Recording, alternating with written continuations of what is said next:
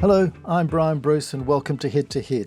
My guest today is the world-renowned Marxist economist Professor Richard Wolff, who's an emeritus professor of the University of Massachusetts Amherst, a visiting professor of the Graduate Center for International Affairs at New School, and the founder of Democracy at Work. His latest books are Understanding Capitalism and this one, where is it? Sickness of the System, which I'm very much enjoying. Professor Wolff, welcome. Thanks for talking with me today. My pleasure. I'm really glad to meet you and have this conversation. Thank you. And what a momentous day it is. The 9th of April 2025, the day that Trump has declared a tariff war with China and other countries pending. And we're all wondering what the new economic and geopolitical world order will look like. So let me start by asking you, as the impact of tariffs cause the cost of living to rise, as it will, and unemployment becomes a serious issue, do you think we'll see the end to the kind of capitalism that has delivered us rule by oligarchy and be replaced by some democratic version of it? Or will nothing change and the current version of private capitalism survive and the gap between the rich and the poor just get wider? What's your thoughts? Well, it is the right question, but like all great questions, the answer is it's complicated and it's not certain.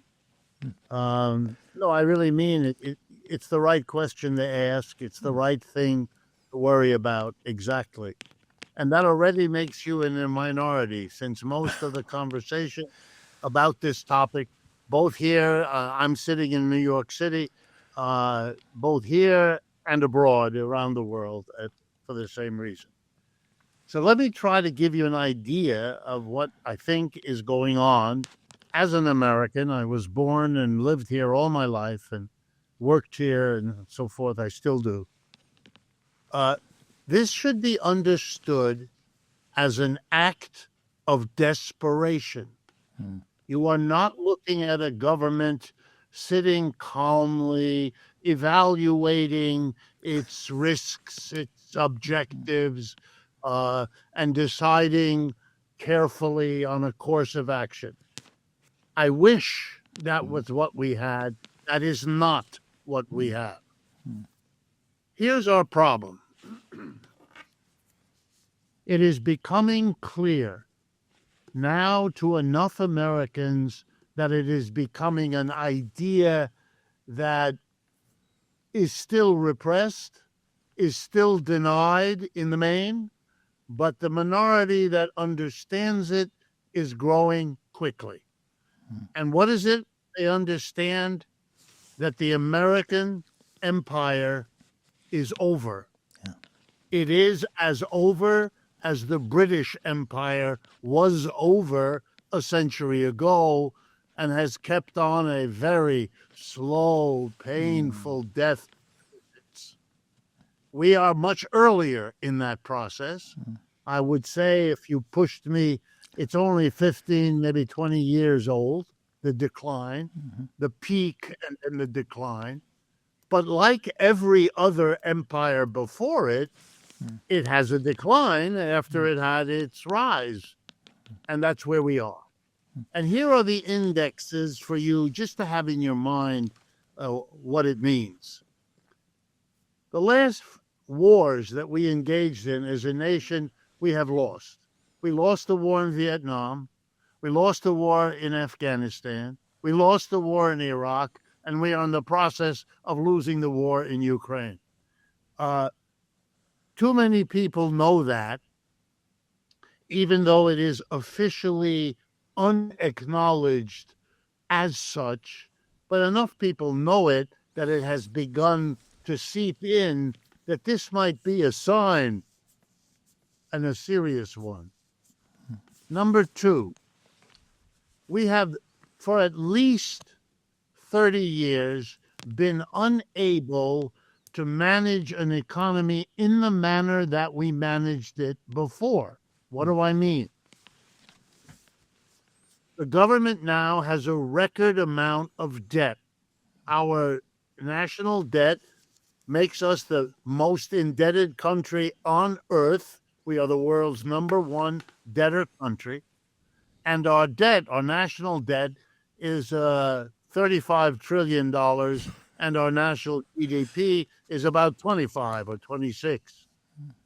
That's a serious problem, which we did not have before recent years, when we have been running one, or this year, for example, the projections for 2025, $2 trillion deficit, right? It's extraordinary. But just as extraordinary is the level of corporate debt. About 20% of American corporations have the label, I'm not sure you're familiar with it, zombie corporation. What is Yes. zombie? That's what it's called. The Wall Street Journal will refer to it as the zombie corporation. A zombie corporation is a corporation that does not make enough profit to cover both its costs and the interest it owes on its own debt. So that the only way it can pay off what it owes on its debt is by going even deeper into debt. We've had that now for quite some years, but it is getting worse. And finally, we have the highest level of what is called household, or if you like, personal debt, which is now at unbelievable records. Americans do not own their own homes. The homes are owned by banks to whom Americans make mortgage payments every month. So the largest amount of debt is the debt you owe on your home. The second largest is the debt you owe on your automobile, because we can't afford to buy automobiles either. The third is debt on your credit card, with which we now buy such basic expenses as a bottle of water at the local convenience store. And then the new one, that is new for the last 25 years, student debt. Yeah. Student debt has grown so quickly that it is now larger than credit card debt. So we have 4 different mass indebtedness, and our people have only sustained the standard of living in the last 25 years by doing it on the basis of debt. And they can't borrow anymore. In 2008, they got the first taste of a collapse of debt. The debt has gotten worse, not better, since then. We all wonder, all of us who are professional economists wonder, when the next downturn comes, and most of us expect it this year or next, when the next recession comes, the level of debt will ramify that crash in ways we have never seen before, and with a possible level of impact that is extraordinary. I mean, I could go on, but this should give you an idea that at home and abroad, our empire is in deep trouble. Having said that, the majority reaction up until recently was denial, functioning day in and day out as if none of this was happening, or that it was happening and it didn't matter. Republicans and Democrats came and went, and all they shared was denial. Indeed, if you followed the presidential election last year between Trump on the one hand and first Biden and then Kamala Harris on the other, not a word was said by any one of them about any fundamental problems.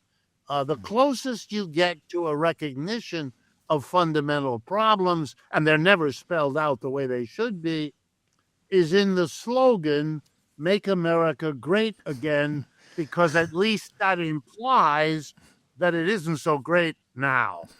But it's obviously reactionary because it doesn't look to a future. It basically looks backward, and that is what it has done.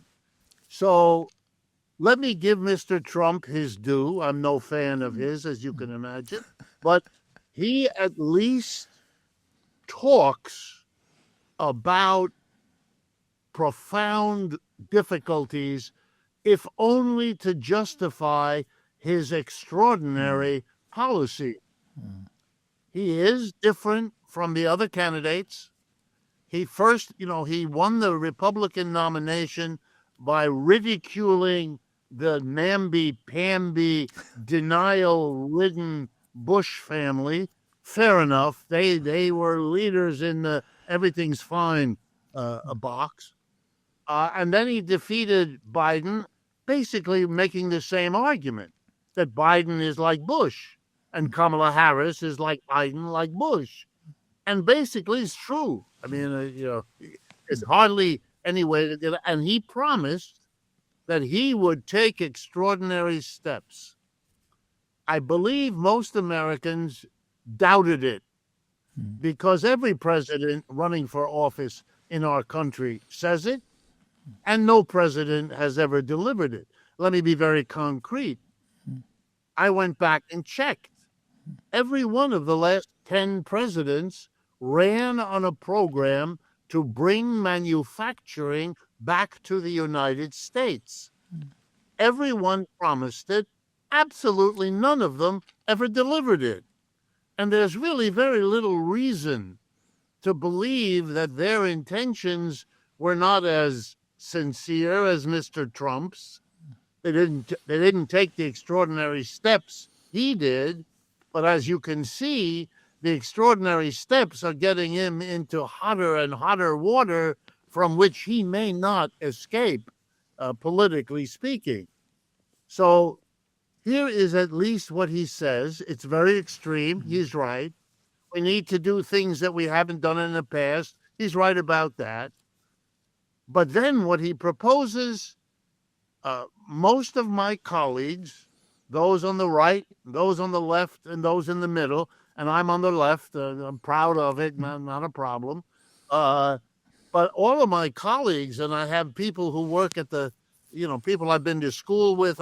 I'm a product of the elite schools here in this country, Harvard and Yale and Stanford. So I know all these people. My classmate at Yale getting a PhD was Janet Yellen, who used to be the head of the Treasury. And so I know them personally in many cases.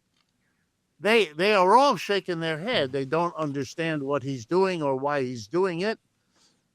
And the reason is the arguments he gives, given what we know about economics, are crazy. They don't add up. They are not consistent one with the other.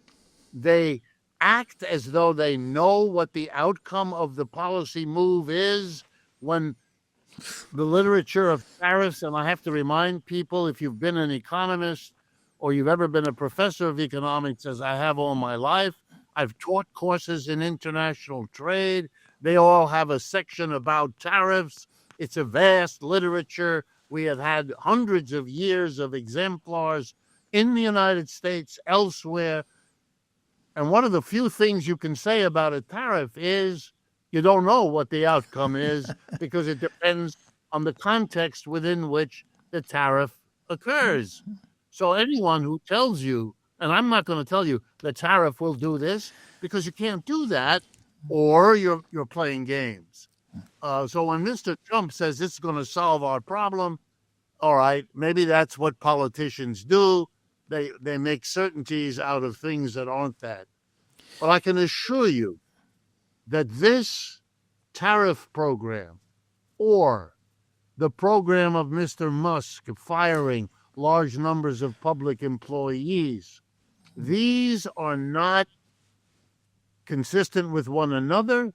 They are not the kinds of things one normally does if a recession is on the way, and they are not likely to get the outcomes that Mr. Trump foretells for them.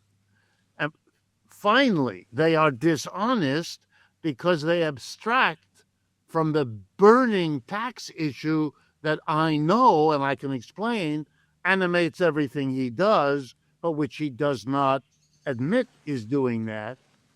And finally, the policies he has are taking risks for the United States that I am very clear are highly likely to come back and cause unspeakable difficulties.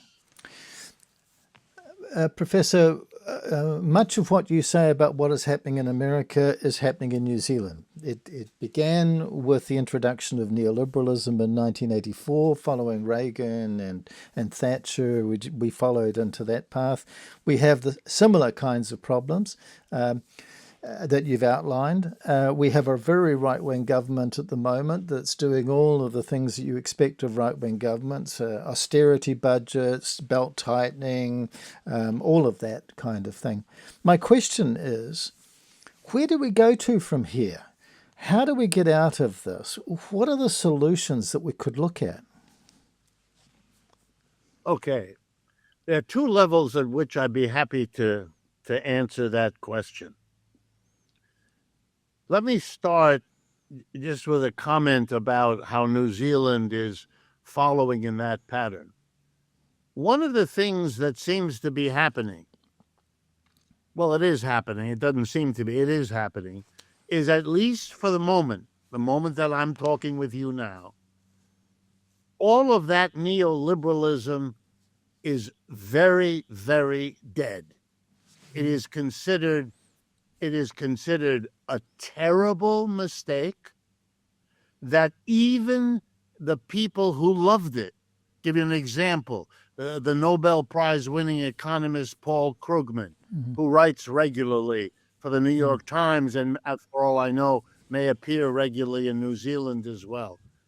People like that who were very much part of the neoliberal globalization period since Reagan, Thatcher, etc., they are now either recanting all of it, or they are very conspicuously silent. They don't like Trump, but they are very quiet when it comes to criticism. The most they'll say is a detail here or there, but they are unable or unwilling to try to champion neoliberalism again. So, Professor, I wondered, I'm sorry to interrupt you, but I need to say straight away that this is not the case in New Zealand. In New Zealand, neoliberalism is still very strong. They're talking about privatizing our hospitals, which have been public hospitals. They're still looking at this whole business of privatization and all of those things that you would expect, like in Australia and in other places, have all gone. It's still strong here, and I can't understand it. But I just thought I'd throw that into the conversation. Oh, no. Look, I don't want to overstate it. We have plenty of people in this country who still believe in all of that. Remember, the party in power here is the Republican Party. And the Republican Party for the last century has been the party that wants small government, that wants to cut taxes, that doesn't want to do almost anything that the government is doing, that keeps repeating as if it were true, that if the government undertakes it, it's inefficient, and if the private sector undertakes it, it is efficient, a statement for which absolutely no evidence whatsoever in the history of the world. I mean, it's a wonderful example.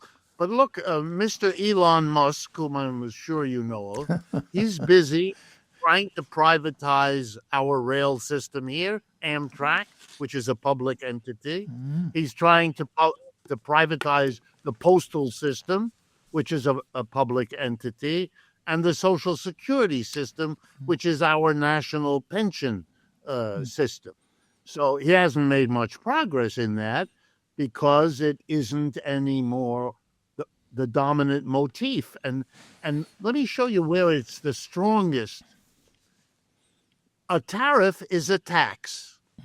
And that means that Mr. Trump, who leads a Republican Party government, is imposing a massive tax on American businesses that bring imports into the country and American consumers and workers who buy them.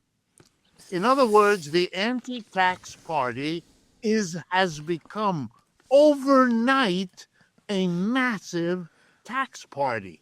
This means that the notion of privatization is, if you pardon my American slang, bullshit. It is, and everyone sees it. Everyone knows it. Yeah. You know, in international trade, the idea is we get a win-win situation, comparative advantage theory, and we let each business find the cheapest source of its inputs anywhere in the world and bring them here and make them into products, which we then try to sell to the rest of the world as the best quality or the lowest price or whatever. And that maximizes the benefits all around. Well, Mr. Trump's tariffs are a direct government intervention. Mr. Trump's tariffs tell us that the government of the United States will not permit the free market in international trade to function. They don't like its outcome, and they are squashing it. When you do that, no matter what bullshit you say, people do kind of get it. And there are plenty of those who are economically, trained in the university and so on, who translate it into the language. Neoliberalism is dead. Government. We now have, by the way, widely understood economic nationalism, it's called. And it is seen as the negation of neoliberal globalization. Mr. Trump, America number one. So he makes it a crystal clear nationalist kind of go. And by the way, you're going to see it come to your country because you're going to see Mr. Trump make fun of Australia, New Zealand, everybody in the Commonwealth. Look what he's doing to our neighbor, Mr. Canada. He's basically threatening them with, annexing them and on and on and on. This is nationalism. And the fact that you share the common English language will count for next to nothing. Tell me, do you think Trump understands that it is a tax? Or does he not understand that? Or is this some sort of power play? Well, I wish I could answer it. I cannot. In the early times that he used the word tariff, he did not seem to understand literally what it meant, because he would say things like the tariff, I'm going to put a tariff and the Chinese are going to have to pay for it. It was a little bit like when he told us in his first term he was going to have a wall built between the United States and Mexico. And if you remember, Mexico would pay for it. Mexico never paid for it, never intended to pay for it, said publicly after he said it that he would never get a dime, and he never did. And, it faded out of the public consciousness. So I believe, at least in the early days, he did not understand that a tariff is paid by the importing country, by its businesses and its citizens, not by the country from which the import comes. I believe now he's a bit more careful, so I suspect somebody on his staff took him aside and gave him a quick tutorial so he would understand what it means. He still, though, seems to believe that the damage done by a tariff to the country from which we import, for example, the Chinese, who make an enormous amount of electronic goods and clothing and furniture and appliances and all kinds of things, telephone components and all of that. He believes that the tariffs will hurt them. He intends for them to be hurt. And that's true for everybody. but not because he's interested in their hurting them. He wants, I know this sounds gross, but this is the truth. He wants tribute. He wants tribute in two senses. He wants economic advantages for the United States, and he wants the ability to go to the American people and say, this is what I got. I got this. And he will be genuinely sorry if he hears stories that this was painful for the countries from whom the tribute comes. And he will come up with some way to blame them. If you followed how he did this to the American people, he and his colleagues invented a new number with this combination of the actual tariff and the balance of trade. Made a new number that made his tariffs look not so bad, and then he could call it reciprocal. And so the whole story that the Americans have been victimized by cheating, which is again total bullshit, this could be rendered with a certain plausibility, accompanied by a chart with these numbers that he could compare. I mean, it is total nonsense. It is only tragic that people believe this sort of stuff, but that's what he wants out of it. That's why today, I assume you're aware, he extended everything for 90 days. Yeah, you know. Except for the Chinese. Except for the Chinese. Yeah, and anybody who retaliates, he will not have this suspension. And the Europeans apparently are about to retaliate, although they may change their mind. I don't know. By the way, there is a footnote here that your listeners should appreciate. If you have worked in stock markets, which I have, I'm a critic of all of that, but you know, I live in the world that you and I inhabit, and we accommodate to it. You will know, if you deal with the stock market, or if you deal with large corporations, which I have also done, you know that the number one enemy of decisive action by a corporation is uncertainty. Yeah.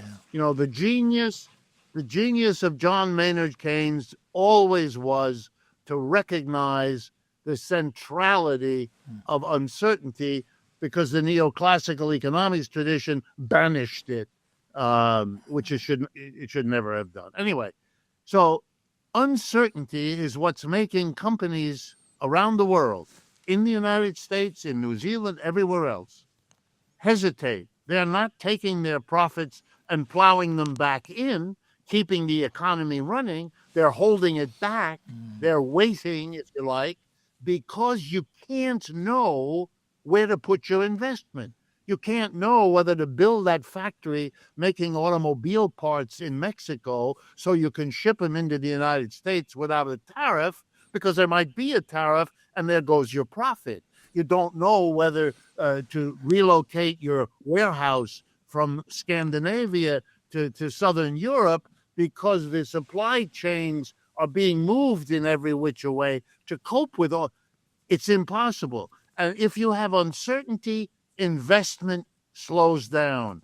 And if investment slows down, you produce recessions. That's how capitalism works. That's why we have recessions every 5 years. That's why they're so terrible when they come, or often are. And so Mr. Trump's delay today, after his up and down with China, his up and down with Mexico, with Canada, his threats and counter threats with the Europeans, and all this does, and all today's delay of 90 days does, is create more uncertainty. No one's going to move, because in 90 days, it'll be a different global economy. Somebody has to tell him, if that hasn't happened, that he is undercutting what he holds. He is, well, let me give you one last example. The most important economic organization of the American employer class, the capitalist class, is the United States Chamber of Commerce. That's what it's called here. I don't know what the equivalent is called in New Zealand. Here it's called the Chamber of Commerce. They leaked to the press this morning that they will be or have already filed a lawsuit against Trump on the grounds that his economic policy are unconstitutional. I'm no expert, but I do not recall the Chamber of Commerce ever having filed suit in court against the sitting president, let alone one who represents them more than anybody else. It gives you an idea that he is running risks to this country, risks to the recession that's coming, risks to his own political future. I mean, he is extraordinary on a level that is veering between historic and hysterical. Thank you for listening. Coming up in part 2, Professor Wolff takes capitalism apart and explains what we could do to have a fairer economy. Please join us.